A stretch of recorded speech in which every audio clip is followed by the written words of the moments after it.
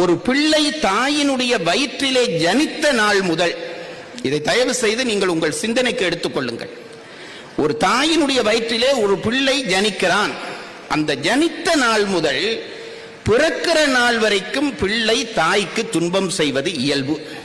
வயிற்றிலே பிள்ளை வந்தவுடனேயே தாய் கஷ்டப்படுவாள். 3 மாதம் ஆகிவிட்டால் வாந்தி, மயக்கம்.